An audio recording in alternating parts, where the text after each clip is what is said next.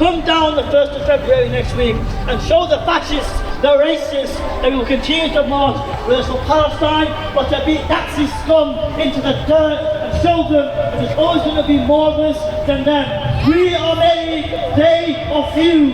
Make them realize how important they are, that they come back to the gutter where they come from. Let's show them who we are for the freedom of any person here, for the freedom of Palestinian people, our passport language, the fuck the far right.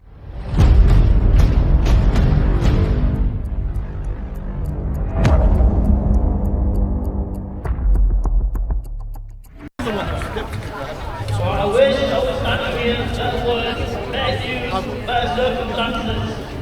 Obviously, as we see in recent times, the state of the world got more worse than we have seen in the past.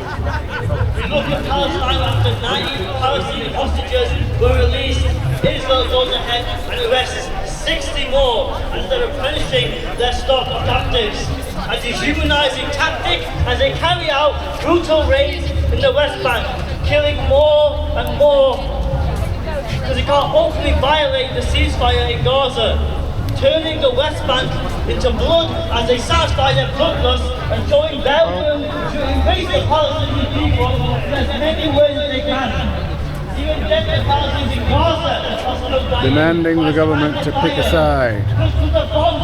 Any side that the government does pick, they will be accused of either anti-Semitism or Islamophobia or anti-Palestinianism, whatever that's called. If you look into the history, Israel has violated every ceasefire it has ever had. When it came to southern Lebanon, they violated that ceasefire 100 times over.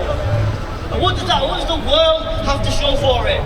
A man so bigoted and so vile that he sits on the high seat of power with the mega rich surrounding him, lifting executive orders to pull away sanctions on settlers in the West Bank. And of course, I'm talking about Donald Trump. As many of you have seen, his biggest donor, his biggest funder, Elon Musk, on the stage of his inauguration, throwing not one but 2 Nazi salutes into the air.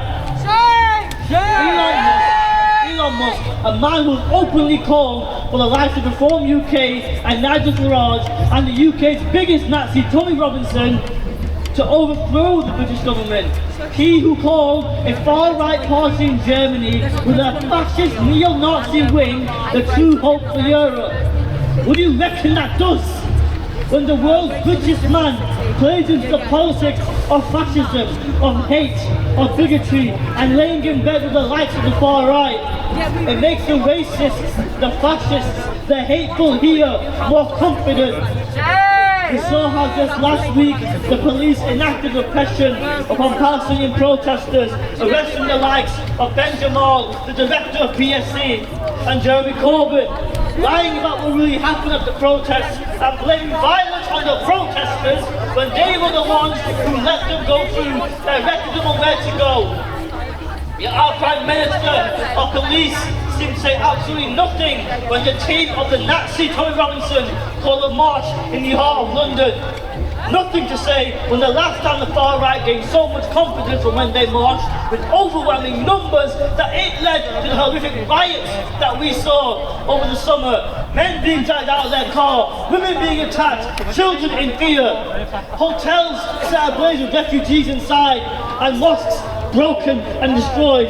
And now, after not even a month into the year, with so much happening in the world to give the fascists and the far right confidence, they called for the march next week on Saturday, the 1st of February. And as we watch the atrocities that are committed in Palestine, a very real threat that could stop our movement in its tracks is lying in wait for us. If we do not beat down this threat, the consequences will be devastating for what could be in this country.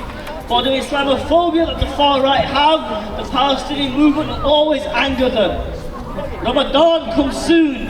I will not have our sisters, our mothers, our fathers, sons and daughters in fear if the fascists of this country gain confidence once more to wreak havoc on any individual they simply don't like. Rather, I have it that we were able to stand united on a month so holy, along everyone in the fight for free Palestine, and it is our right to be on these streets. Now, we'll say now, we will not let the likes of Tommy Robinson and Nigel Farage have their way. These are our streets too. These are our cities too. We live in this country too. It's ours. We have lived in a country beautiful, bought by us, built by us together. We will not let hate, fueled by a legacy of empire and supremacy, make its head shown and to put us down. It is united that we stand stronger, and it is then united we crush the threat of the far right, because we saw in August across the nation, after the riots, when the far right came back, how much we beat them down to the ground. Thousands coming out onto the streets. They came here in Leeds, but we were 500 strong, and we humiliated them so much. And the next time they came back just over there was only 7 of them. But we will not let them outnumber us. We cannot let them undo all the work we have done in anti-racism and in Palestine. So, there are people around handing out leaflets, because there is a coach going to London from Leeds Challenge next laid Saturday down at Parkinson Steps.